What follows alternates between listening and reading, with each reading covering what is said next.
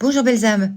Alors, on continue la série avec les grands médiums pionniers, vraiment des très grosses pointures, et j'ai le plaisir de vous présenter aujourd'hui le révérend George Vail Owen.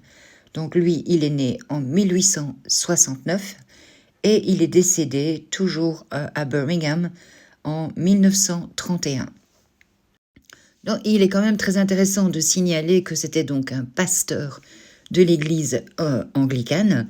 Il avait donc été ordonné pasteur en 1893 pour donc la paroisse de Seaford à Liverpool, qu'il a donc fait partie de plusieurs paroisses et qu'il est fini par devenir vicaire à Oxford, où il a créé une nouvelle église et qu'il a travaillé donc en tant que pasteur jusqu'en 1922. Alors sur cette photo, vous le voyez avec sa femme, sa fille et un ami, je pense. Donc la mort de sa maman en 1909 a commencé à éveiller des capacités psychiques et il a commencé à recevoir des communications du monde spirituel à travers l'écriture automatique. Donc je vous montre un de ses textes. Voilà, donc voici un petit exemple de son écriture automatique.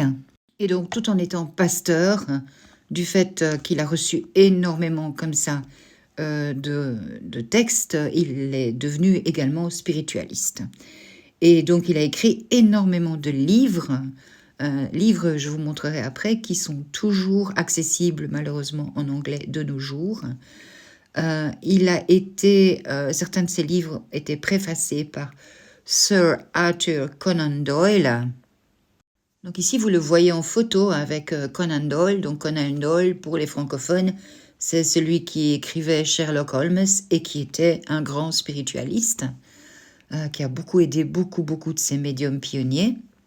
Là, vous le voyez donner une lecture devant la foule. Alors, il est parti avec Conan Doyle. La photo que je vous ai montrée, c'était aux États-Unis. Donc, il a fait tout un tour aux États-Unis. Donc là, vous voyez un extrait de journal américain, toujours gratuitement. Donc, quand il se produisait, entre guillemets, il n'a jamais gagné un centime pour cela. En 1922, il s'est fait remonter les bretelles par son évêque, qui a dit qu'il avait le droit de faire des sermons, mais qu'il ne pouvait plus parler du spiritualisme. Donc, il a été exclu de l'Église d'Angleterre.